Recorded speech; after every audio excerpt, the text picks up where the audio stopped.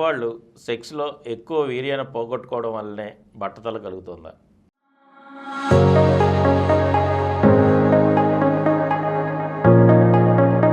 బట్టతల రావడానికి వీర్యం పోవడానికి ఏ సంబంధం లేదు, కొద్ది కూడా సంబంధం లేదు. బట్టతల రావడానికి కొంతవరకు జెనెటిక్ ఫ్యాక్టర్, తాతకో తండ్రికో ఎవరికైనా బట్టతలు ఉంటే దానివల్ల వస్తుంది. అలాగే ఇవి క్రోమోజోమ్స్ దాని మీద ఉంటే జీన్స్ పెట్టి ఉంటుంది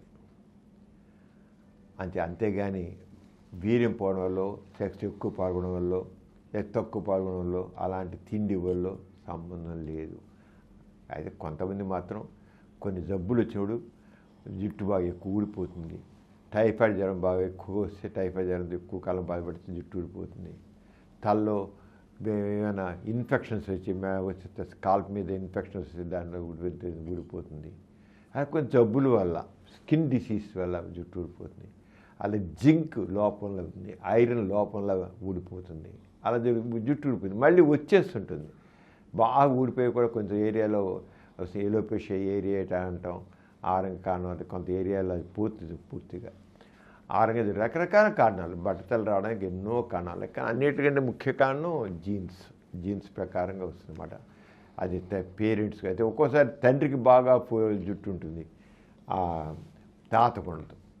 ఆ వంశీలు ఎవరికి ఉంటే అది రావడానికి అవకాశం ఉంది. అంచేత బట్టతల రావడానికి సెక్స్లో ఎక్కువ పాల్గొనడమో, లేదా వీర్యం ఎక్కువ పోవడమో, లేకపోతే వీర్యం పలచగా ఉండడమో ఇవే కారణం కానే కాదు.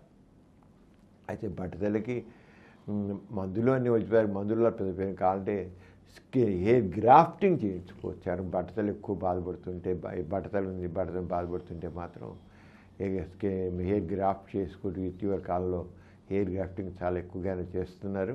అది చేయించుకోవచ్చు. మందుల ద్వారా పెద్ద ప్రయోజనం ఉండదండి. ఏదైనా కొంత వస్తువు కానీ తెల్లగా ఉండదు. మినాక్సిడిల్ వాడడం ఇలాంటి చాలా రకరకాలండి మందులు ఉన్నాయి, వాడుతున్నారు. పెద్ద ప్రయోజనం లేదు, అంత ఉండదు. మరీ ఎక్కువ బట్టలు వస్తే మాత్రం వీర్యం పోవడం మాత్రం కానే కాదు, దానివల్ల కాదు. దాన్ని చూసుకుని చేస్తే కొంచెం ప్రయోజనం తప్పకుండా. ఇటీవల కాలం మాత్రం ఈ హెయిర్ గ్రాఫ్టింగ్ అని చేయడం వల్ల కొంత ఈ బట్టతల కల్లా ఒక రకమైన ఇన్ఫాటిక్ కాన్సెప్ట్ ఫీల్ అవుతారు. అంత నాకు ఇలా వచ్చేసింది అలా వచ్చేది అని అవన్నీ సెర్చ్ చేసుకోవచ్చు.